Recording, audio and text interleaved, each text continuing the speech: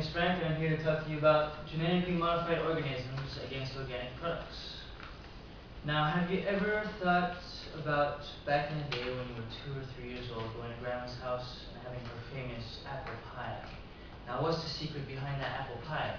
I don't believe there's any secret ingredient to it. I just think that it's the product itself. Since she has a little apple tree in the backyard, and it usually blossoms every couple of years, she takes the apples, makes her pie, and you feel like you're back home. You have a great pie and it's really good. Now, genetically modified organisms, on the other hand, are completely different. What is a genetically modified organism? It's basically an organism whose genetic code has been modified with someone else's. Now, when it goes with plants, this means that the genetic coding is changed into a way where growth will be a lot faster. For example, one of the plants that grows the fastest are herbs like parsley or oregano or any of these. They actually grow all throughout the year. Now they take the genetic code of this particular plant and mix it, for example, to a tomato, so that these tomatoes can also grow all throughout the year in different conditions. You can also change coloring. This has been done with animals. For example, aquarium pets have been recently sold called glowfish, where genetic coding of a glowing jellyfish has been put into a couple of tankfish, and now they glow. So you got a new product and they sell it. Then again, many of these fish have genetic dispositions to be morphed a bit. So that means they have bubbles on their gills. They usually die at a very young age. The genetic coding doesn't mix well, so it usually doesn't end up being too good for the animal itself.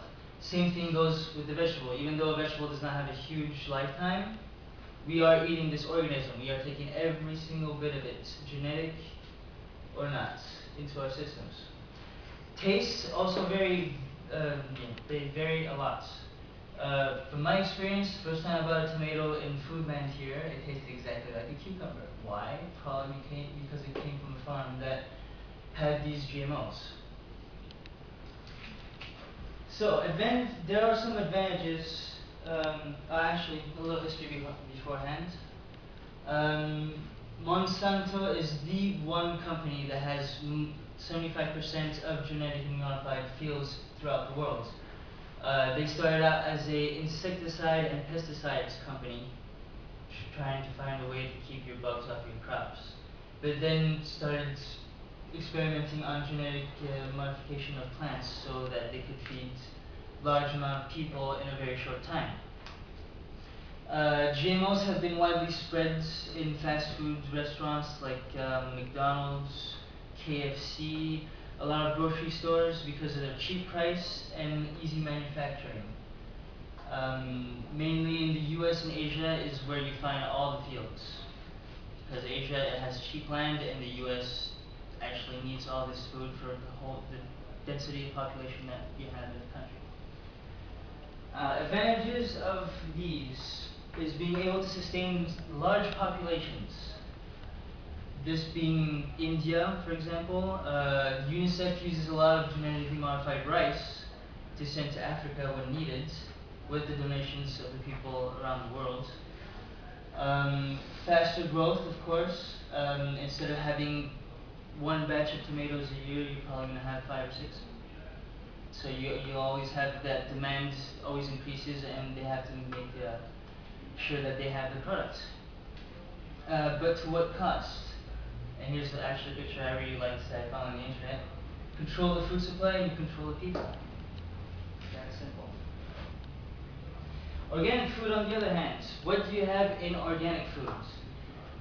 You have all the things you need in your body. Metals, varying from iron to zinc, which is found in cereals. Very important to start the day. It actually gets you on your feet and gets you going. Carbs, so actually you can sustain yourself. This is where your fat comes from. The carbs go and store into your fat, and you can actually reuse this energy for later. Slow sugars, to break down the fat. Very important too. Fiber, keeps you going as well. Protein, soja, I'm not sure how you say this in French. soya or soybeans, very big factor is protein, and you can find that in plants too. But recently, people have been doing GMOs of soja and have not gained the same amount of nutrients as normal product would. And of course, tasting the difference. I mean, I was pretty shocked the first time I ate a tomato in Hawaii and it tasted like a cucumber. Another reason why this is so important, especially for culture, family traditions in general. I grew up in an Italian family. Food is very, very important, and my culture would probably be nothing without parm ham or mozzarella and all these different things. And you can't genetically modify these things because they have a particular taste. Same thing with wines. You cannot just replace something with something else, even though that's what they're trying to do, cloning vegetables and even animals. But that's been outlawed. Keeping in touch with your roots, yeah. Well, each time I go to my grandma's, we always go on her farm, pick up the groceries, the groceries, and don't even have to go to town. Make your own little stew and have a good time with the family. To conclude, GMOs are probably something very important to sustain today's population, since the world is now up to 6 billion people. But I believe that we're going towards the wrong turn.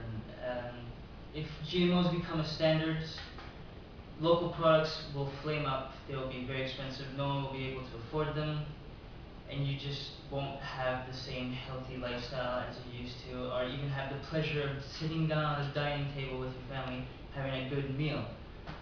Organic foods will keep that going. You'll be healthy, you'll be happy, and you also contribute to your culture. Like, my favorite thing to do is invite a lot of people so that we can have a pasta night at my house, and after I can share what Italy is all about, basically. Just gathering together, having a big party, and eating a lot. So, I hope this has made you think a bit more about what you're going to do for your next meal, and hopefully it's not going to go straight to McDonald's, because that's basically the first place where you will find anything wrong. And I hope you actually learned something today. Thank you for listening.